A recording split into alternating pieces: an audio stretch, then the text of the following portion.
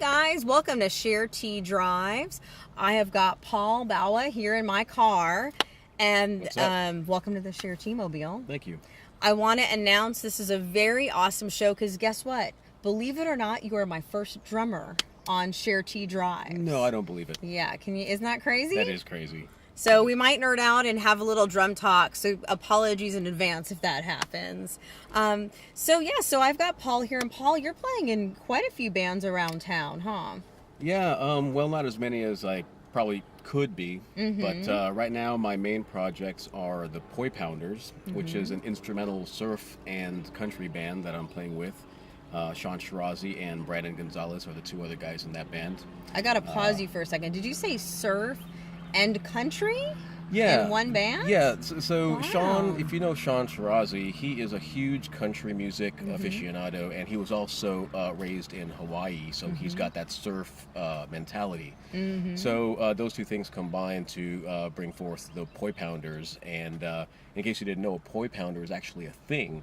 Oh, I thought it was just something he made up, but it's actually a grinding machine for spices and food in Hawaii. Yeah. Okay, I didn't realize that. Yeah. I've known about the band for a while, but I did not realize that that's what it was. I thought he made it up as well. I thought it was like a dance or something. Yeah. Sorry, Sean. We didn't mean to doubt you.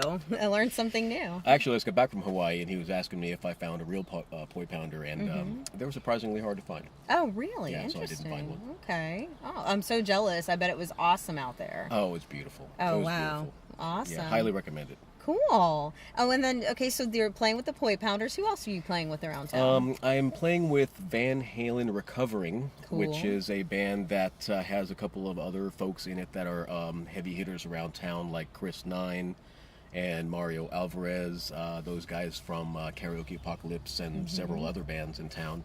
And Richard Weiss, who happens to be the architect, the mastermind architect behind the Alamo theaters in town, and a bunch of other things. He is the singer in that band. So shout out to Richard and Mario and Chris. And then I'm also working on a King's X tribute. I don't know if there are any King's X fans out there, but stay tuned. That sounds really awesome. And you heard it here. Yeah. Wow, super cool. Yeah, I've also just picked up a gig. Sorry to interrupt, but that's you fine. told me to plug stuff. I so. want you. Please do. Please do. Yes. I just picked up a gig with a Journey tribute band called Departure, and we're going to be playing June 9th out in Driftwood at a benefit. Nice. Oh, that is so cool. Yeah. So you've got a lot of different styles of music going on there with your drumming. Absolutely. Primarily rock and roll, hard rock. I kind of grew up doing that stuff, so that's kind of my wheelhouse. So when you're jumping from, you're going from playing like Hawaiian music / country music to playing like rock and Van Halen and to switching the gears to King's X, is there a secret, or is there like anything you do to kind of switch your brain to, hey, okay, I'm doing something different? No, not really. When I'm playing surf music and Hawaiian music, I think would be probably wouldn't be the way I describe it. Surf music is it's rock. It's like vintage rock and roll. You know, it's almost where a lot of the hard rock and stuff came from. In the 50s and 60s and stuff like that. So my approach to it is kind of all the same. I play maybe with a little bit of a lighter touch when I'm doing that stuff. I try not to play too much open hi-hat stuff. I don't really pound the bass drum. That being said, I have to play fast, because there's a lot of rolls, a lot of single stroke rolls, a lot of feels around the toms, and a lot of the constant beats on the snare. So take all those things into account, and it's it works out pretty good. And I grew up listening to a lot of country too. My dad was a country singer, among other things. So I'm very well versed in a lot of the classic and modern country too. Nice. So you've mentioned your dad. Is he the one that got you into drumming? How did you get into drumming? I got into drumming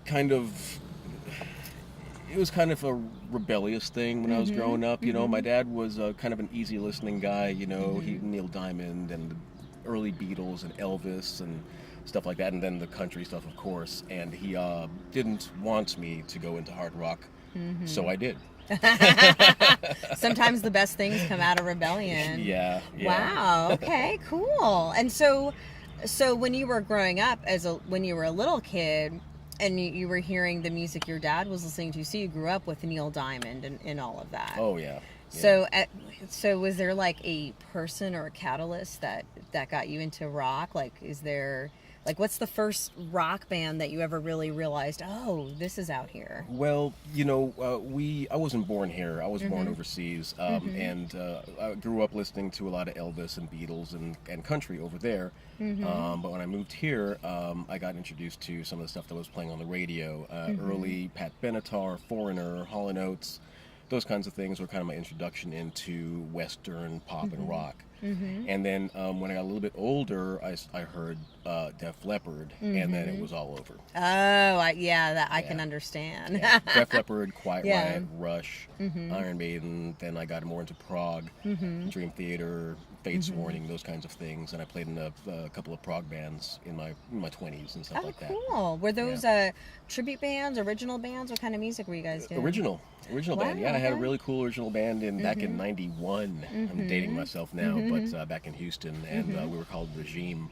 Oh, cool. It was a cool little, like, very, like, Yngwie Malmsteen meets Dream Theater meets, Iron Maiden meets Symphony X, all these bands, and we put out a little demo, cool, which ended up making its way to other countries like Germany and stuff like that. And if you ask Sean Shirazi, I'm not sure I believe him, but he says that this cassette or CD is worth about $300 on eBay. Oh, wow. So tell the audience again the name so they can... The name of the band is Regime, or was Regime. And then the album was called? It was actually just a 4-song demo that we cut. And surprisingly, a few years ago, some label from LA contacted our guitar player in Houston and asked for the rights to press a CD. Oh, wow. So we ended up sending him all kinds of pictures and, the original 4-song demo and also some other rough stuff we had done. And he actually put together 500 copies of the CD.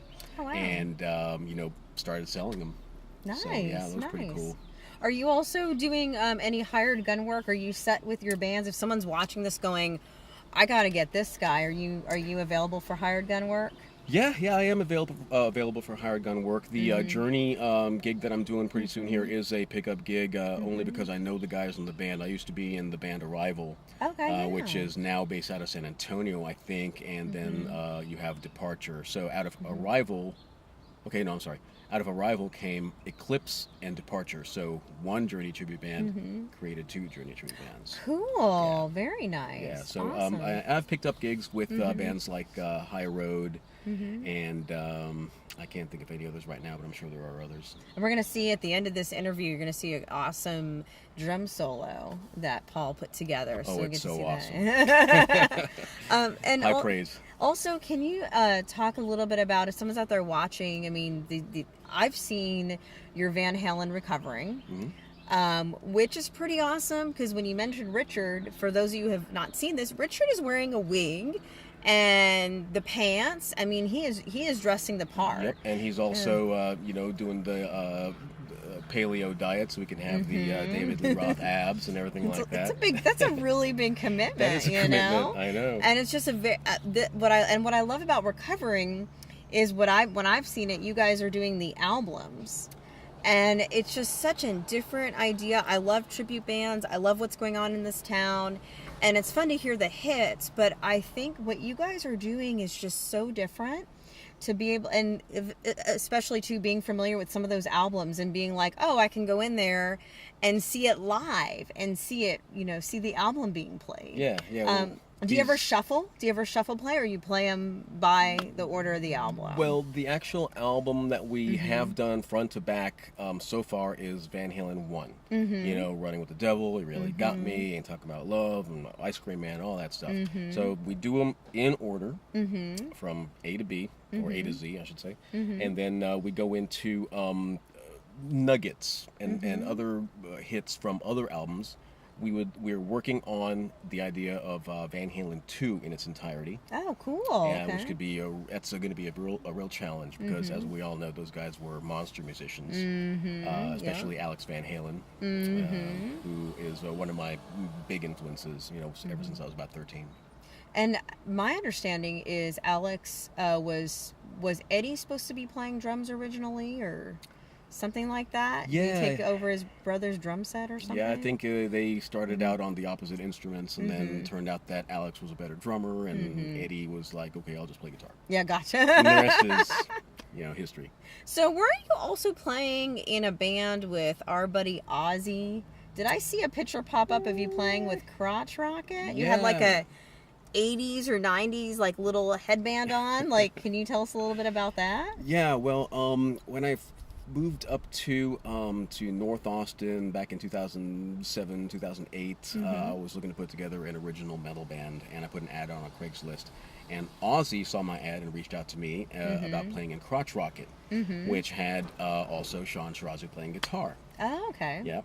And so we just went ahead and started doing a bunch of sleaze metal stuff, Motley Crue and Guns N' Roses and LA Guns and Poison and Rat and Dokken and all the stuff from the Sunset Strip era. Cool. Stuff that would, face paint and, Oh, wow. just bandanas and spandex and stuff like that. We had fake stage names, I'm embarrassed to say what mine is, so I won't say it. Okay. It was actually quite dumb. So you guys had to do the paleo diet? Is that what was the requirement of the band? Since there was we spandex ate involved? and drank, and yeah, we tried to live up to the sleaze rock kind of vibe, the personas. We went pretty, we got pretty crazy, but it was a lot of fun. Awesome. It was a lot of fun, yeah. Awesome. Our first show, I think, was at the Carousel Lounge in 2008 or 2009. Oh, wow. something Love like that place. Yeah. Carousel's such a fun hang. Oh, yeah. And it's original. Cool It's dive. been there forever. Yeah, So- like 175 years, I think. But it's so kitschy and it's so stylish. It's a neat place. Yep. So okay, and you mentioned if somebody is out there wanting to see these bands, do they go to a website? Should they go to Facebook? What's the best way for folks to find out about these bands? Well, the Poi Pounders and Van Halen Recovering, I think the best thing to do would just be to search them out on Facebook. I don't think anybody's doing any promotion as far as websites and stuff like that. I am going to be having some Poi Pounders t-shirts come out pretty soon. Cool. At least that's something I thought of when I was over in Hawaii. I found in the condo I was staying at, they had these paddle boards. Yeah. And they were actually imprinted with the word Poi Pounders on it. So I was like, whoa. Yeah. So I showed it to Sean Shirazi, and he says, well, we should just clip that out and turn it into a shirt. I was like, that's a great idea. So we're working on that.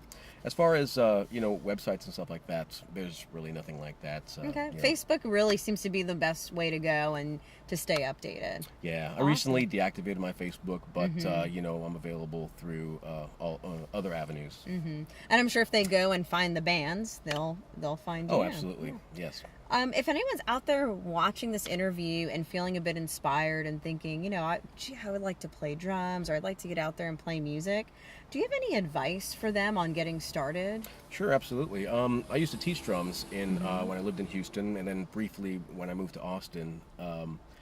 And what I used to tell all my students, and I taught a lot of younger kids and maybe just one or two adults, but what I used to teach them or tell them is that if you can count to 4, you can play drums. And I just built on that concept, and it all came into coordination and what your right hand's doing, what your left hand's doing, and how to count. And it's very important to count out loud and practice. If you don't practice, you're not going to ever be able to do it. And if someone can't afford, I'm going to pull something out from here. If somebody can't afford a drum set, you could always get a drum pad like this. I keep mine with sticks in my car, right? I have one like that, but it's brown. Oh, cool. Awesome. And so they could just get something like this, right? And just start working away. They could. That's a good thing to improve your independence and your speed and your rudiments and stuff like that. But I found that a lot of kids that I taught, they were more interested in just going right into the drum set because it's so cool. Yeah. Right? Yeah, it's the best instrument out there. Yeah. Hello. You don't want to just give a kid who wants to play drums that unless, unless they're really, really, really, really into it and they really have a targeted kind of mind, then they'll be, okay, if I do this, then I'll be able to do that. Well, it's cool to have this, but it's way cooler to have the kit. Gotcha. This is a tool, to improve your rudiments and your wrists and your speed. Absolutely. Awesome. Yeah, I recommend it too. Awesome. Well, thanks so much for hanging out in the Cher T-Mobile today. It was great chatting with you.